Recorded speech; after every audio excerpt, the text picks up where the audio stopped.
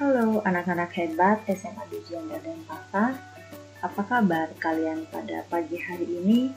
Ibu berharap kalian dalam keadaan sehat.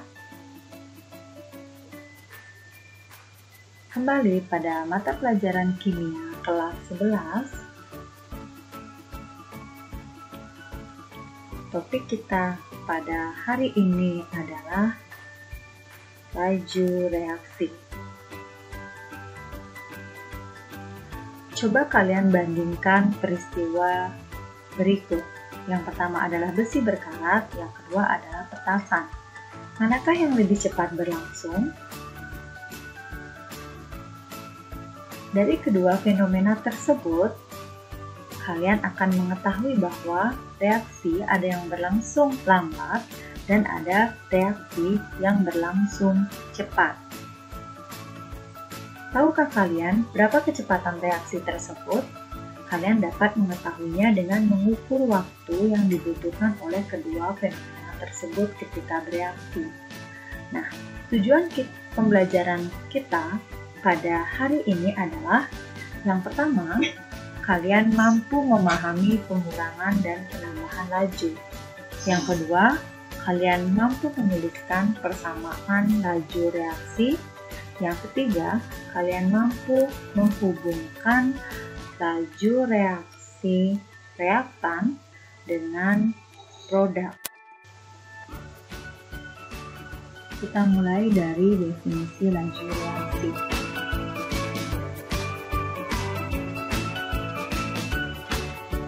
Laju reaksi didefinisikan sebagai perubahan konsentrasi reaksi atau hasil reaksi per satuan waktu.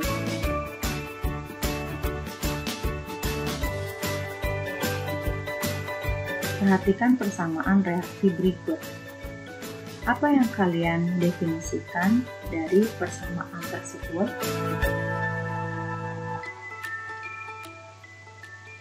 Persamaan reaksi tersebut menggambarkan suatu reaksi di mana reaktan akan menghasilkan sejumlah produk tertentu. Persamaan reaksi tersebut dapat dibuatkan grafik laju reaksi. Berdasarkan grafik tersebut bahwa jumlah produk dalam reaksi akan semakin bertambah, sementara jumlah reaktan akan semakin berkurang karena digunakan untuk menghasilkan produk dalam waktu tertentu. Lajunya mula-mula cepat, lambat, dan akhirnya tetap pada saat setimbang. Waktu yang dibutuhkan adalah waktu reaktan bereaksi hingga habis dan menghasilkan sejumlah produk yang maksimal. Jadi, secara umum, laju reaksi dapat dinyatakan konsentrasi zat pada waktu akhir dikurangi konsentrasi zat pada waktu awal dibagi waktu akhir dikurangi waktu awal.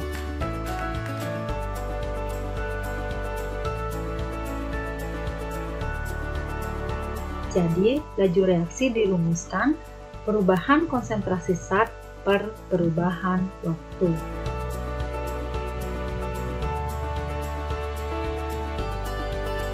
Laju reaksi umumnya dinyatakan dalam satuan mol per liter detik atau molar per sekon.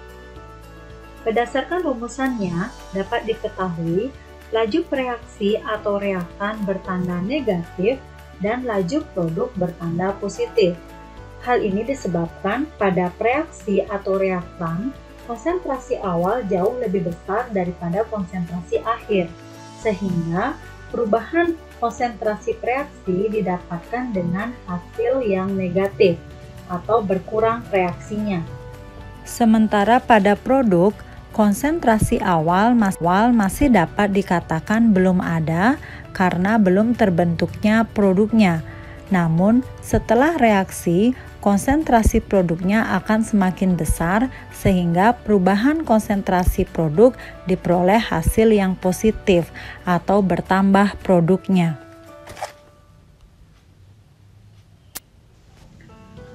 Coba perhatikan persamaan reaksi berikut. P bereaksi dengan Q menghasilkan R dan S, di mana P, Q, R, S, huruf kecil yang di depan itu menyatakan koefisien reaksi. Sehingga laju reaksi dapat dihitung dengan negatif 1/P dikali perubahan konsentrasi P per perubahan waktu sama dengan negatif 1/Q dikali perubahan konsentrasi Q per perubahan waktu sama dengan positif dikali 1/R dikali perubahan konsentrasi R per perubahan waktu sama dengan 1/S positif dikali dengan perubahan konsentrasi S per perubahan waktu. Untuk lebih jelasnya, mari kita simak contoh soal berikut. Berdasarkan persamaan reaksi, 2 dinitrogen pentaoksida terurai menjadi 4 nitrogen dioksida dan oksigen. Diketahui bahwa konsentrasi dinitrogen pentaoksida berkurang dari 3 molar menjadi 0,5 molar dalam waktu 10 detik. Nah, berapakah laju pengurangan konsentrasi dinitrogen pentaoksida dan berapakah laju terbentuknya konsentrasi nitrogen dioksida?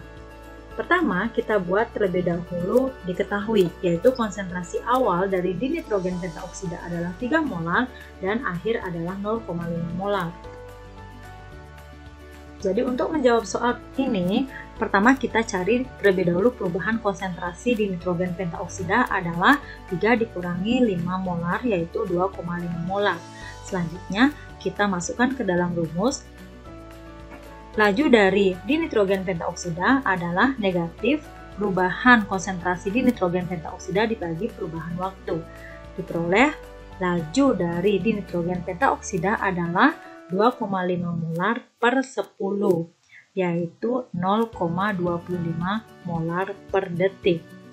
Jadi tanda negatif itu berarti laju berkurangnya jumlah konsentrasi N2O5 di nitrogen pentaoksida.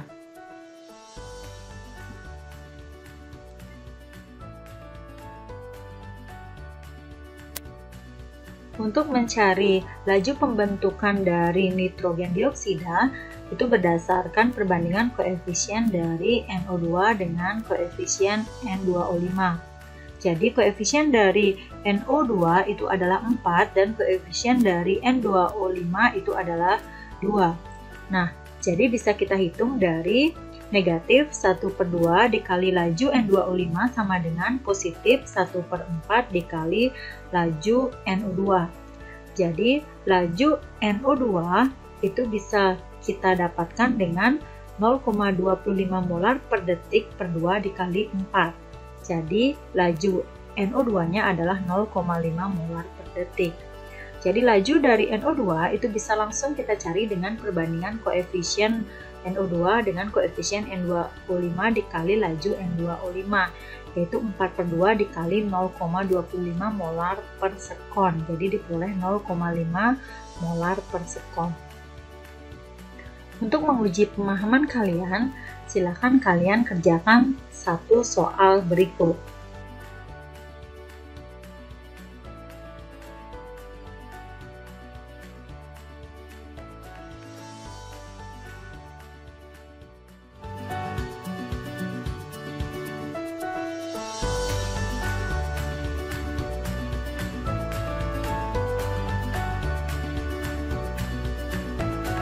Jadi silakan soalnya dicatat dan dikerjakan.